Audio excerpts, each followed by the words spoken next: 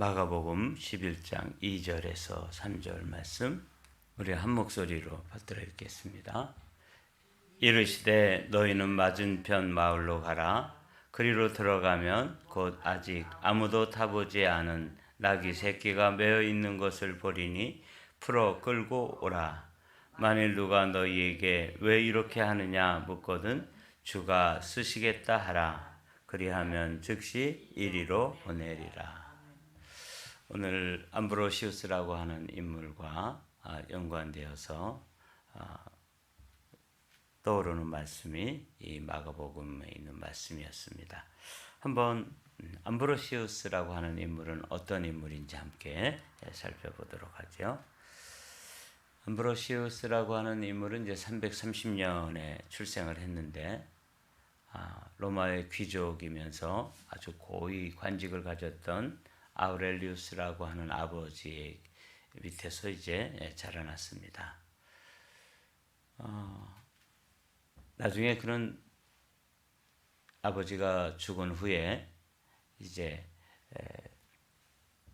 법률가로서 또 정치인으로서 밀라노의 총독이 됩니다. 그러니까 이 암브로시우스라고 하는 인물은 가문도 좋고 또 자신이 많은 공부를 했기 때문에 세상에 나가서 이제 아주 높은 관직에 오른 그런 사람이었다는 걸 알 수 있죠.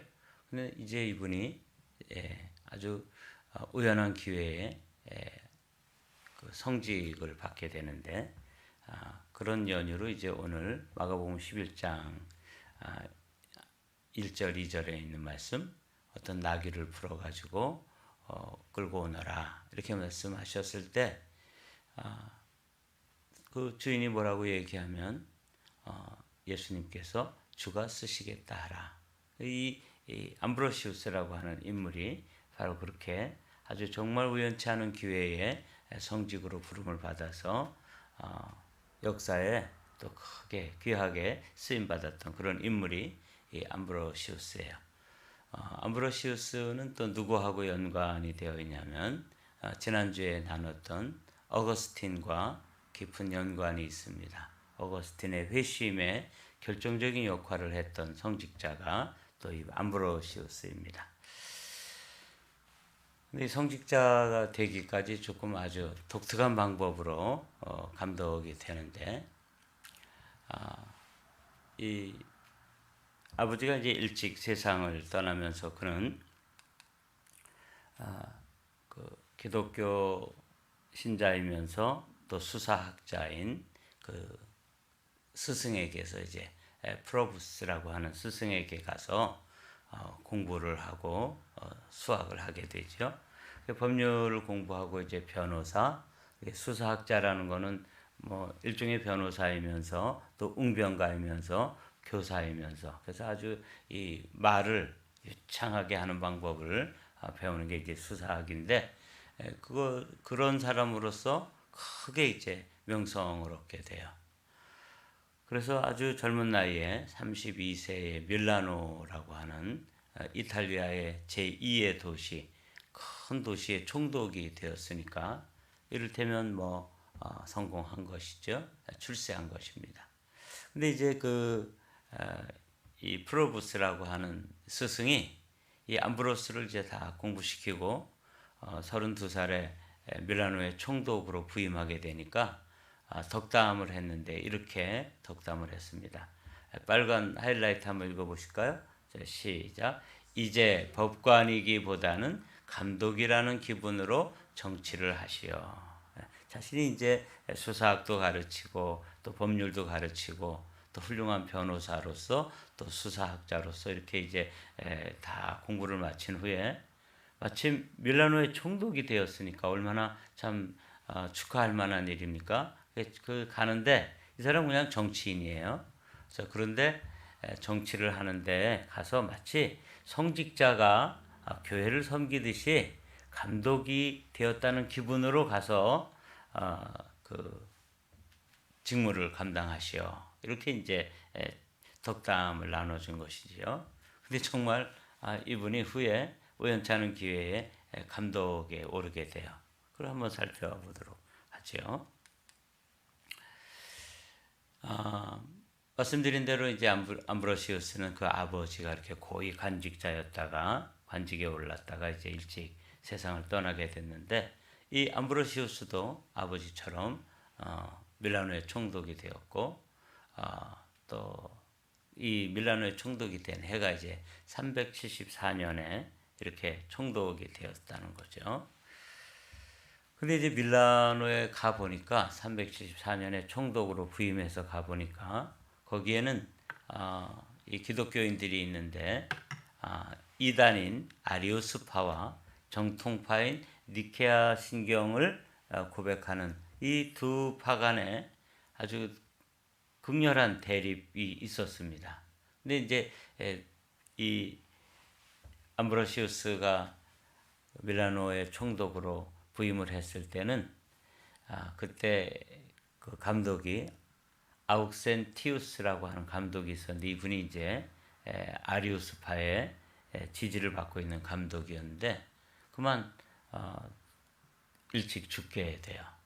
그러니까 이제 거기에 이제 그 교회에 밀라노 교회의 감독이 공석이 되니까 아리우스파에서는 자기들이 지지하는 분이 또 감독이 되고, 또 니케아 신경을 이렇게 중심으로 신앙 고백하는 이들은 또 자기들의 그 지지자가 감독이 되기를 이렇게 그 서로 다투게 된 거죠.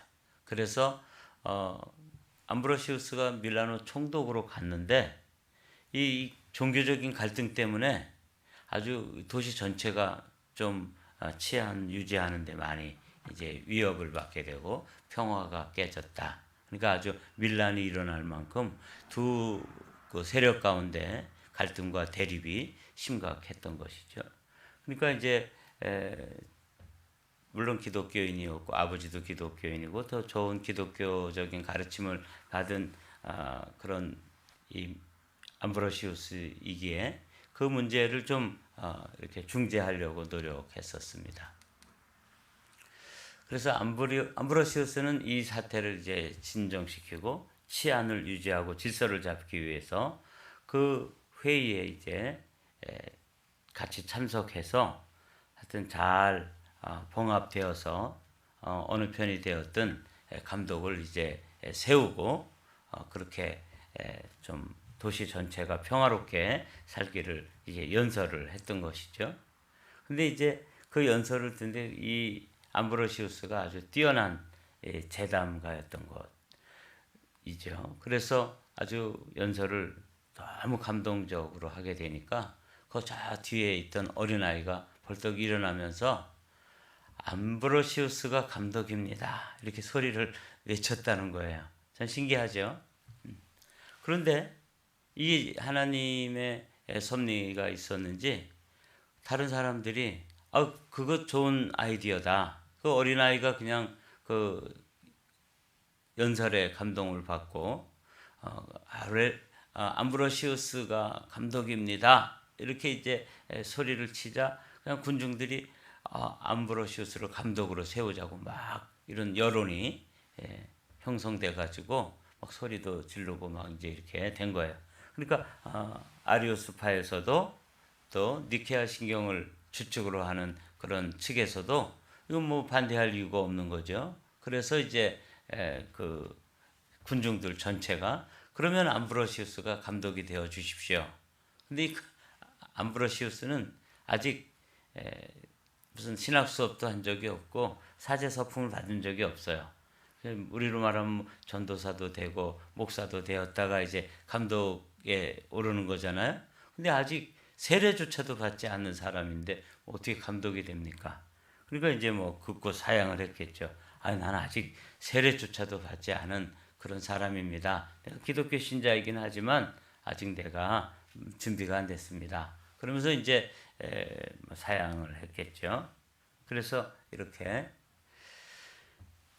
더군다나 여기에 보면 이제 이 당시에 이 로마의 총독 정도 되는 밀라노의 총독이었잖아요. 그리고 이 고위직 정치인은 황제의 윤허가 있어야지만 다시 성직을 받는다든지 이런 일도 가능해요. 말하자면 로마의 황제가 밀라노의 총독으로 파송을 했는데 거기 가서 총독은 내려놓고 감독이 되었다 그러면 이제 황제로서는 자신의 명을 어긴 게 되니까 큰일 나겠죠. 그래서 황제의 윤허도 있어야 되고 나 세례도 받아야 되고 나 아직 신학도 공부한 적이 없고 이런데 내가 어떻게 감독이 되겠습니까 하고 뭐 극구 사양을 했지만 하여튼 그런 절차를 다 밟아서 당신이 감독이 돼 주십시오. 이렇게 해가지고 이제 이분이 그 회의에 참석해서 중재하기 위해서 갔다가 그만 감독으로 막 이렇게 사람들에게 이제 추대를 받게 돼요. 그래서 이제 그러면 내가 먼저 그 황제가 윤허를 해줘야 되니까 내가 돌아가서 황제에게 편지도 보내고 절차를 밟도록 하겠습니다.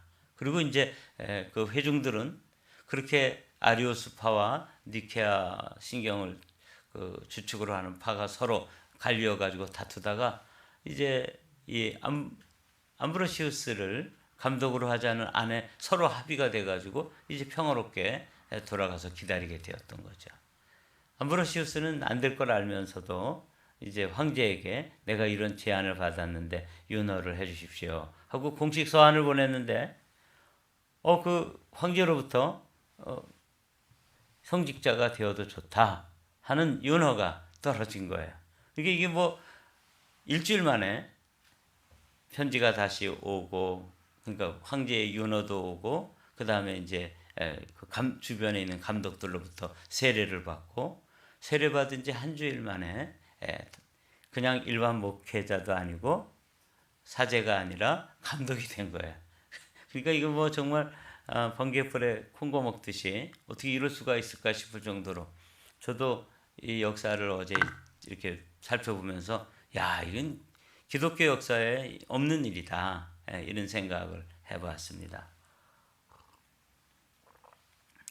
제가 이제 감리교 목사가 되기 위해서 밟았던 과정을 쭉 이렇게 생각해 보면 먼저는 이제 저는 일반 대학을 졸업했지만 하나님으로부터 소명을 받아서 신학대학원에 가서 3년을 공부하고 그걸 마친 후에 또 전도사로서 이제 이렇게 서리를 파송받아 가지고 서리 1년 준회원이라 그래서 아직 정식 회원이 아닌 준회원 목회자로서 3년 동안을 또 이렇게 그 교회를 담임하고 목회 그 경험을 쌓습니다. 그럼 이제 3년 되는 해에 가가지고 이제 안수를 받고 그 다음에 준회원 4년급 한 다음에 그 다음에 이제 정식 정회원이 되어서 정회원 1년급, 2년급 해서 이제 10년이 지나고 지금은 그냥 정회원이 되어 있습니다. 이런 과정이 쭉 있단 말이죠. 이건 이제 감리교 목회자가 되는 과정이에요. 그렇게 되는 과정에 논문도 써내고 가서 인터뷰도 하고 하여튼 해마다 가가지고 교육도 받고 이런 과정을 통해서 이제 한 3, 4년이 지난 후에 목사 안수를 주게 되는데 이런 모든 절차 세례도 안 받고 뭐 이런 신학 수업도 없었고 또 목회자가 되는 그런 과정을 밟고 사제가 된 후에 그 다음에 비샵이 돼야 되는데 그런 과정 없이 하루아침에 그냥 비샵이 되었다는 거예요. 있을 수가 없는 일이죠. 제가 그래서 마가복음 11장 2절에서 3절 말씀 오늘 읽은 말씀이 이제 그 주님께서 예루살렘 성에 입성하실 때 나귀를 타고 입성하셨는데 그 맞은편 마을로 가서 나귀 새끼를 하나 끌고 오너라. 그랬더니 그러면서 이제 지침을 한마디 주셨잖아요. 그래서 그 주인이 뭐라 그러면 주가 쓰시겠다 하라. 그래서 주님께서 쓰시겠다고 말했더니 정말 아무 말도 하지 않고 그 나귀를 풀어 주어 가지고 그 나귀를 끌고 왔다. 이게 이제 마가복음에 있는 말씀이잖아요. 저는 이 암브로시우스의 경우를 보면서 야 이렇게도 또 성직으로 부르시는구나. 그 두 사이에서 아리오스파와 또 니케아파 사이에서 막 갈등이 있고 서로 뭐 그냥 극한 대립을 하고 이렇게 긴장이 있고 이런 상황에 가서 정치인으로서 총독으로 가서 그거를 이렇게 그 중재하기 위해서 갔다가 그냥 그 어린아이의 말 한마디, 그러면 암브로시우스를 감독으로 하십시오. 암브로시우스가 감독입니다. 어린아이가 딱 했겠죠. 그 두 어른들이 막 싸우는 걸 보면서 다투고 대결하고 언쟁을 하고 이런 걸 보면서 암브로시우스가 감독입니다. 이렇게 얘기했는데 그게 그냥 그 회중들 전체에, 또 시민들 전체의 의견이 되고 감동이 되어 가지고 성직자가 되었다. 이게 이제 그래서 은혜 이렇게 정리를 해봤습니다. 참 놀라운 일이죠. 어떻게 이렇게 해도 또 성직자가 되는 경우가 있더라고요. 그래서 이제 이분은 신학을 공부하고 뭐 어떤 과정을 거쳐서 목회자가 되는 게 아니라 먼저 성직자가 된 후에 신학 수업을 해요. 그래서 심플리키아누스라고 하는 그 교사에게, 이분도 뭐 성직자겠죠. 신학을 공부하면서 이제 엄격한 시절을 그 생활을 하기 시작합니다. 근데 이제 워낙 뭐 이분은 밀라노의 총독이 될 정도로 이미 그런 기본 소양이라든지 교육을 이제 엘리트 교육을 받은 사람이기 때문에 신학 수업하는 거나 뭐 이런 게 어려움이 없었고, 특별히 이분이 이제 그리스어에 능통했다 그래요. 그러니까 신약 성경이 헬라어로 쓰여 있으니까 그리스어로, 뭐 신약 성경을 원어로 읽는데도 특별히 어려움이 없었고 많은 공부를 한 사람이었기 때문에 이제 공부를 하면서 이제 성직을 수행하는데, 아주 성직을 수행하는데 정말 원칙을 가지고 제대로 잘한 그런 인물로 이제 역사에 기록되어 있어요. 이분이 이제 얼마나 설교를 잘했는지, 당시에 정말 천재였던 이 어거스틴이 이 기독교에 대해서 아주 조금 이렇게 한 수 깔고 보았습니다. 그러니까 성경을 이렇게 보니까 뭐 홍해가 갈라졌다고 그러고, 뭐 동정녀 마리아에게서 예수가 태어났다 그러고, 그런데 이 이성을 가진 어거스틴에게는 이런 게 가당치도 않고 말도 안 되는 걸 기록해 놓고 그걸 믿는다고 하는 이 기독교 공동체에 대해서 아주 좀 무시하고 그랬습니다. 그런데 이제 그래서 마니교에 빠져 있었다 그랬죠. 그런데 어느 날 이 밀라노에 와가지고 이 암브로시우스를 만나면서 그와 대화를 나누고 그가 설교하는 걸 들어보니까 성경이라는 것이 문자적으로 되어 있는 그 이면에 깊은 진리가 숨어 있구나. 그런 깊은 진리를 저 암브로시우스 감독처럼 저렇게 풀어내는 거구나. 그래서 거기에 이 암브로시우스의 아주 명설교죠. 워낙 뛰어난 설교가였으니까 그 명설교를 듣고 기독교에 대한 이 인식이 새롭게 되면서 이 어거스틴이 이제 회심을 하는 결정적인 계기를 마련해 준 감독이 이 암브로시우스입니다. 그래서 원래는 어거스틴보다 앞선 세대의 사람이지만, 그래서 어거스틴을 지난주에 우리가 하고 암브로시우스를 오늘 이렇게 나누는 거예요. 그래서 그 암브로시우스에게 큰 감명을 받고 이제 기독교로 이렇게 회심을 하는데 결정적인 역할, 두 사람의 역할이 있었겠죠. 어머니의 기도, 어머니가 이제 모니카인데 모니카의 기도와 암브로시우스의 가르침, 이것 때문에 뭐 이렇게 뛰어난 인물, 또 뛰어난 방법으로 이렇게 설교를 하는 걸 보고 기독교가 이렇게 하찮은 종교가 아니구나 하는 것을 깨닫고 이제 어거스틴이 돌아온 거예요. 이 암브로시우스의 큰 역할이라면, 하나님께서 그를 그 갈등이 있는 그 현장에 중재하러 갔다가 그만 거기서 어린아이의 그 목소리, 한 목소리 때문에 감독이 되고, 그리고 나서 또 그 어거스틴과 같은 아주 걸출한 인물을 하나님께로 돌아오게 하는 그런 역할을 해준 인물이 이 밀라노의 감독이었던 암브로시우스다. 이렇게 이제 살펴보면서 감동이 있었습니다. 하나님께서 나귀를 풀어다가 주님께서 쓰시는 것처럼 암브로시우스는 정말 성직에 대해서는 특별한 소명도 없었고 감동이 없었던 사람인데 그냥 그 현장에서 불러가지고 큰 인물로 하나님께서 쓰시는 경우도 이제 보았습니다. 이 암브로시우스는 워낙 이제 엘리트 교육을 받았고 생각이 이렇게 반듯한 인물인데 또 아버지로부터 신앙을 전수받았고 그리고 자신도 이제 좋은 스승으로부터 이제 이렇게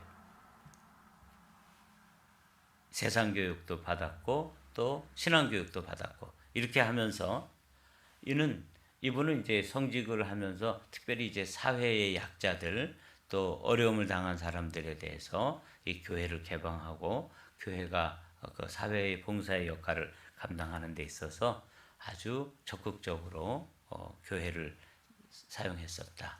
그래서 그 파란 하이라이트를 보면 교회를 적극 개방하는 등 사회 봉사 활동에도 노력하였다. 그래서 뭐 전쟁이 나가지고 이렇게 아픈 사람들, 부상자들이 발생했는데 교회가 넓은 공간이 있으니까 그런 사람들을 이렇게 들어와서 치료받도록 장소를 제공하기도 하고 이렇게 열린 마음으로 목회를 했었습니다. 근데 이제 이 암브로시우스의 아주 일화 중에서 대표적인 일화가 이제 그 당시에 통치자가 로마의 황제가 누구냐면 테오도시우스 1세라고 하는 이런 인물이 황제였습니다. 근데 이제 이 390년에 이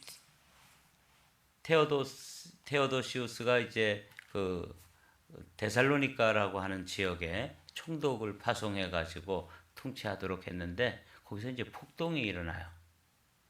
그러면서 이 황제가 보낸 군인 장교를 한 명 그 데살로니카 지역에 있는 주민들이 살해하는 일이 벌어졌습니다. 그래서 이제 화가 난 이 황제가 그 데살로니카에 있는 사람들을 다 극장으로 모이게 해가지고 수만 명이 모이게 한 후에 군인들을 풀어가지고 7,000명이나 되는 사람들을 학살하는 이런 끔찍한 일을 황제가 이제 범하게 됩니다. 그러니까 뭐 그 당시 아주 뭐 그야말로 큰 사건이 하나 일어난 것이죠. 7,000명을 한 장소에다 모아놓고 군인들이 칼로 다 학살을 해버리니까 무슨 전쟁이 일어난 것도 아니고 자기 국민들인데 장교 한 명을 살해했다 그래가지고 7,000명에게 그냥 분노를 폭발시킨 것이죠. 이런 사건이 벌어졌을 때 이제 이 암브로시우스가 황제에게 아주 강경한 서한을 보내고 특별히 추수감사절 때, 부활절 때죠. 부활절 때 이제 황제가 예배를 드리러 오는데 문에 막아서서 못 들어오게 했습니다. 다시 성탄절 때까지도 와가지고 성찬을 받는 일을 거절했어요. 황제라 그래서 이렇게 큰 악행을 저지른 사람이 어떤 절차를 거치지 않고 또 회개하지 않고 그냥 들어와서 황제이기 때문에 하나님의 성찬에 참여하고 또 그 예배에 참여하는 것에 대해서 이 암브로시우스가 아주 강경하게 거절을 했던 것이죠. 그리고 사죄를 하고 회개하면 받아들이겠다. 이 그림이 이제 PIP 좀 빼주시고요. 이 그림이 바로 이 황제가 예배를 하러 왔는데 암브로시우스 감독이 예배 그 성당에 들어오는 것을 이제 불허하는 거야. 들어올 수 없습니다. 7,000명이나 되는 사람을 학살한 죄인인데 아무리 황제라 할지라도 회개의 과정을 거치지 않고 들어올 수 없습니다. 이렇게 이제 진입을 저지한 거예요. 굉장한 용기죠. PIP 넣어주시고요. 그때 이제 조건이 뭐였냐면 암브로시우스가 내건 조건이 뭐냐면 황제한테 황제라고 하는 어떤 표시가 없는 그런 평상복을 입고 와가지고 교회에 와서 무릎을 꿇고 자신이 잘못했다는 것을 이렇게 고백하면, 그러면 이제 성찬에 참여할 수도 있고 또 예배에 참여할 수 있도록 하겠다. 그랬을 때 여러분, 이게 뭐 말이나 되는 얘기예요. 그냥 무슨 어느 한 지역의 관리라든지 총독이라고 할지라도 이렇게 거부하면은 정말 사단이 날 텐데, 황제, 로마의 황제예요. 당시 요즘으로 말하면 미국의 대통령 정도 되는 사람인데 잘못한 것에 대해서 잘못했다고 얘기한 거죠. 그래서 그런 조건을 다 갖추고 황제라고 하는 무슨 왕관을 쓴다든지 통치하는 지팡이를 내려놓고 옷도 다 평상복으로 갈아입고 와가지고 무릎을 꿇고 하나님께 사죄한 후에 이제 성전문을 열어주고 들어와서 예배에 참여할 수 있도록 그렇게 해준 사건이 아주 큰 사건 중에 하나입니다. 실제로 이제 이게 서방교회에서 일어난 일인데, 당시에 비슷한 시기에 동방교회에서 우리가 살펴본 크리소스톰이라고 하는 황금의 잎이라고 그랬죠.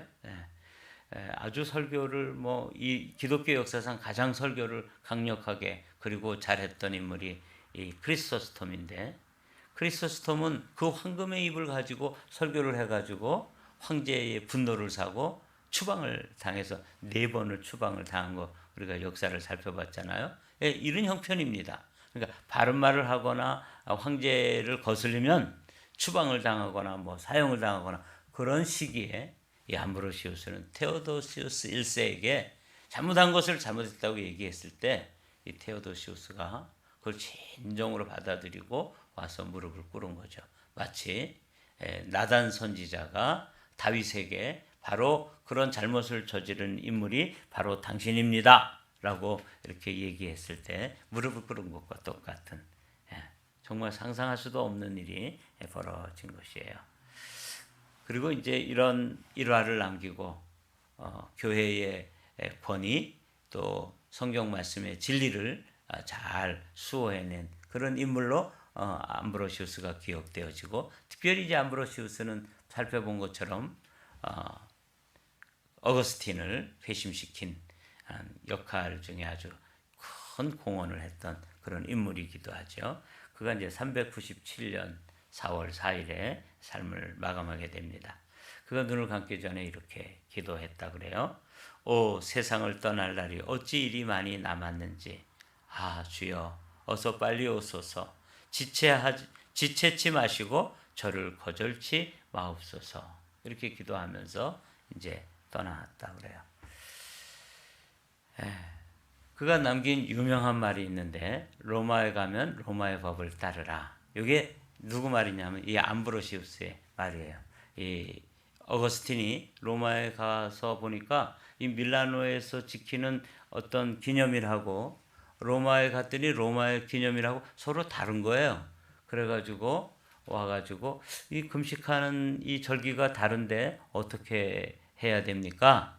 그랬을 때 이 암브로시우스가 해준 말이, 훗날 로마에 있게 되면 로마인처럼 살아라.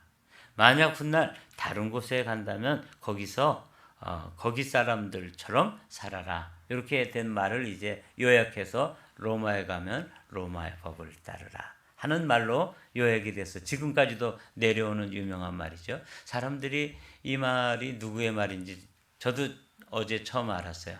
이게 암브로시우스가 어거스틴과 대화 중에서 주셨던 지침이었구나. 이게 이제 로마에 가면 로마의 법을 하는 것을 이제 암브로시우스가 했던 말인데, 이걸 지금까지도 사용하고 있죠. 어느 지역에 가면 이를테면 이런 거죠.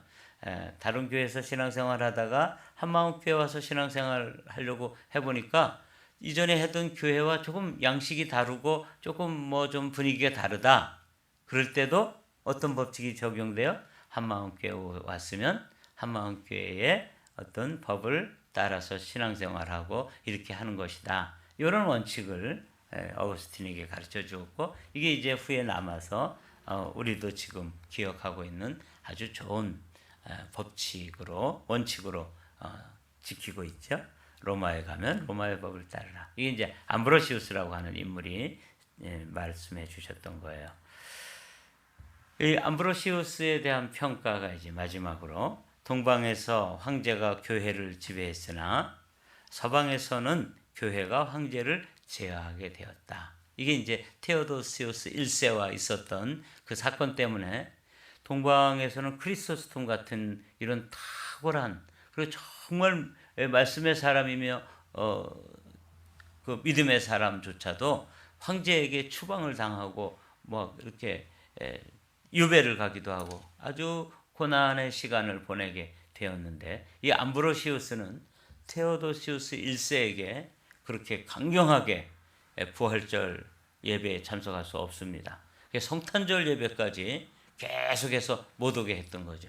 결국은 성탄절 예배 때 와서 무릎을 꿇고 사죄한 후에 이제 하나님 앞에 나와서 예배하도록 아주 교회의 질서를 세웠던 그런 인물로 기록되어 있습니다.